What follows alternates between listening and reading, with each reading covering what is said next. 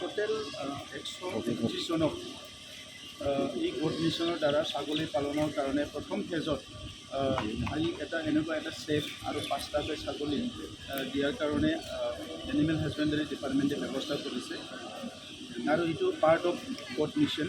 আৰু এই যিটো ছেট আপোনালোকে দেখিবলৈ পাইছে, এই ছেটটোত এইকাৰণে দিয়া হৈছে যে বহুত আমাৰ কি আছে, দুখীয়া পৰিয়ালবিলাকে ভূমি মানে বহুত কম আছে, নিজৰ ঘৰৰ ওচৰত মানে তেখেতসকলৰ আৰু ভূমি নাই, মাটি নাই, তেখেতসকলে ডাঙৰ এটা ফাৰ্ম খুলি পেলাই মানে চলিব পাৰে। সেইকাৰণে এই ছেটটো দিয়া হৈছে যাতে যদিও তাৰ ঘৰৰ ওচৰত বহুত বেছি ভূমি নাই, অলপ যদি একঠা মাটিতো ঘৰ আছে, ছাইডত মানে এই ছেটটো ৰাখি থৈ পেলাই তাতে কমচে কম 15-20টা ছাগলী তেখেতে ৰাখিব পাৰিব আৰু এই ছাগলী পালন কৰিব পাৰিব।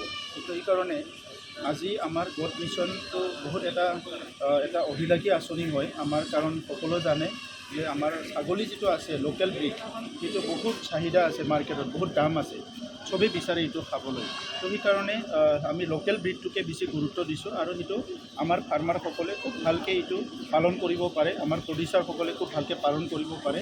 সেইকাৰণে তেখেতসকলক অলপ যিখিনি ট্ৰেইনিং লাগে সেই ট্ৰেইনিংখিনি প্ৰদান কৰি আমি তেখেতসকলক পাইলট হিচাপে এইবাৰ 131 জনে এইটো কৰিব, কিন্তু অহা বছৰৰ পৰা এইটো আমি হাজাৰৰ সংখ্যাত লৈ যাব বিচাৰিছোঁ, যাতে বড়োলেণ্ড অঞ্চলত যাতে ছাগলী উৎপাদনৰ যিটো প্ৰডাক্ট সেইটো বহুত বেছি কৰিব পাৰে।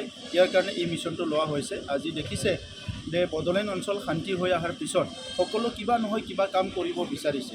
সেইকাৰণে আমি পিগ মিছন, গোট mission, handloom mission, mushroom mission এইবিলাক আৰম্ভ কৰিছোঁ।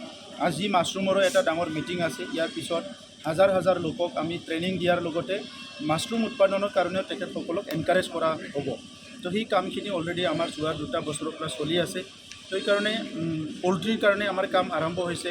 ফিড মিল বনাবলৈ আমি গৈ আছোঁ, যিখিনি আমাক ফিড লাগে ইয়াৰ কাৰণে চয়াবিন প্ৰডাকশ্যন এই বছৰৰ পৰা আমাৰ আৰম্ভ হৈ গ'ল।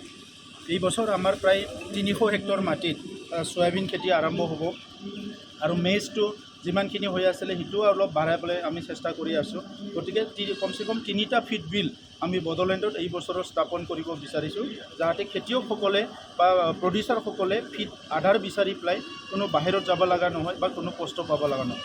সেইখিনি কৰিছে তেখেতসকলে, বেনিফিচাৰীটো ভেটেনাৰী ডিপাৰ্টমেণ্টে চিলেকশ্যন কৰিছে আৰু তেখেতসকলে যিটো ভালকৈ চিলেকশ্যন কৰিছে সেইটোকে আমি মানে যিটো এই ছেট আৰু ছাগলী দিয়াৰ কাৰণে ব্যৱস্থা কৰা হৈছে।